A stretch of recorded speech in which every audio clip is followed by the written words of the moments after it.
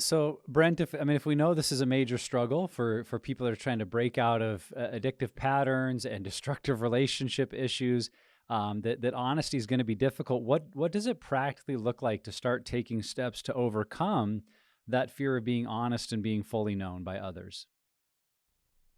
I think it really is all set by the leader of the group to instill, like in the very first weeks of the group, that culture of openness and honesty.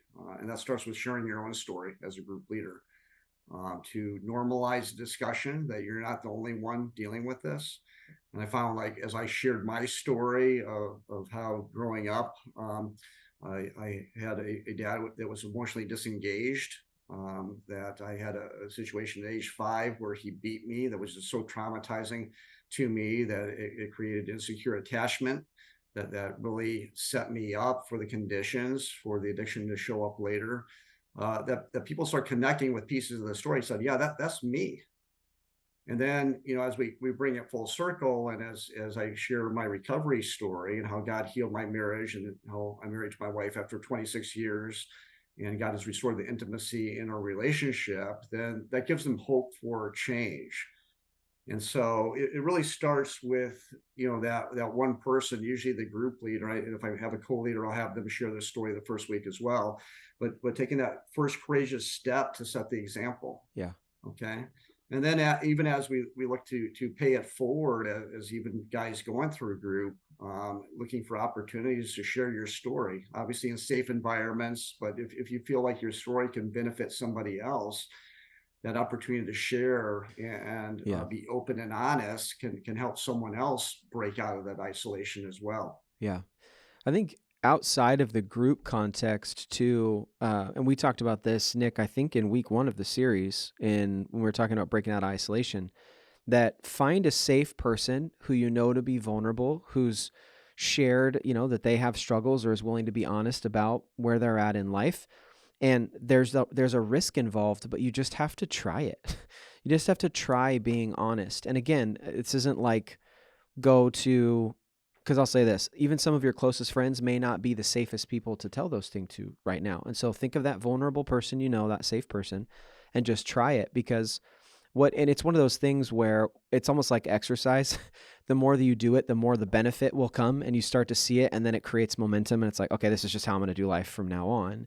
Where that first, anybody who's done this, when you start working out after not doing it for a long time, it's exhausting. Your body hurts. You wake up, you're like, do I really have to do this again? I really don't want to. But you kind of get momentum. But I really think it starts with picking a safe person and just trying it. And it doesn't mean you dump your entire story. It just means that maybe you're sharing one piece, something you've kind of kept in the dark or held close to your chest, that you're willing to be honest with the safe person. Yeah, I think we know that telling someone is key. And I think, unfortunately, that's where sometimes the misguided advice of, you know, many places has been to go tell your spouse. And Mm, we go like, well, I need to tell someone, and it kind of feels like it affects them. And so we just blah all over the spouse. And that's really not been helpful for many people, because yes, honesty needs to come into the marriage relationship, but that's not typically where you mm-hmm. start. Like, it's finding that person that I can tell my whole story. And if it's for the first time, like without leaving out any chapters or any details or any sentences, like this is all of it. And with another safe, and that might be a counselor, that could be a Yeah. group member, it could be someone walking the Yeah. same road of you, that you're finally seeing it and facing it for yourself. Because what's one of the truths, that if we're lying to others, we're also lying to ourselves. We're not able to see what we need to see.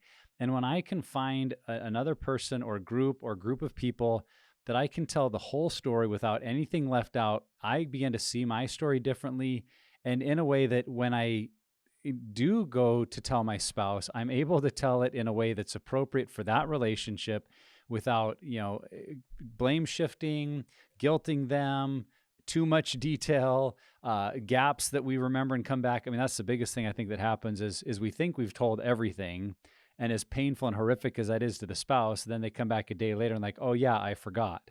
And then a week later, after a few more groups, like, oh yeah, I forgot. And Just that a is, I mean, as drip. painful as one revelation is, the repeated revelation over time is, I think, far more damaging. So Yeah. that's where it is in that sense, Trevor. It's like practice. It's like exercise of, I need to learn to flex this honesty muscle. Yeah. And as I get good at it, and I am confident I'm telling a truthful story without blaming, without guilting others, without leaving stuff out, then I can engage maybe in some of that relationship work that needs to happen. And, the other thing I would just say, because this isn't familiar territory for many of us, that's the value of doing something like a Pure Desire group that has not just weekly meetings where you come and share, but where you actually are doing some work outside of group. Because then part of telling the truth is just trusting the process and doing the work. And when you do the work, having that commitment to every exercise, I'm going to tell the whole truth and I'm not going to leave anything out. And I've even told guys in my group, I've said, there may be parts of your story you don't know if you're ready to share with our group yet, and that's okay. You need to write it all down though. Because if you start writing your answers in the workbook, censoring, censoring your own writing, because well, I don't want to tell the group, so I'm not going to write it. You're really not going to heal. And so you need to write the brutal, honest, 100% truth. And if you get to group and realize some of it's not appropriate to share or you're not ready, hey, that's great. But at least start with telling yourself the whole truth, getting into the habit of in a workbook that really is just for your benefit, that you're 100% honest. And as you start to see that and become familiar with that language, then I think we learn to speak the truth to others and ultimately bring that way of truthfulness into our relationships. Yep. That's a great point. And there's plenty of intersections during the 7 pillars of freedom of where we have guys practice that leading up to the full disclosure in pillar 7. And I even have the after my group leader and I share the first week, the next 3 weeks as we're going through the introduction, I'll have each of the group members share their story. I don't expect the same level of detail maybe as my story, because they're still trying to figure the story out, but that gives them opportunity to try it out, like you're saying, Nick, and then be affirmed and not rejected by the group. So that's the first steps to creating that vulnerability and openness and honesty within the group setting.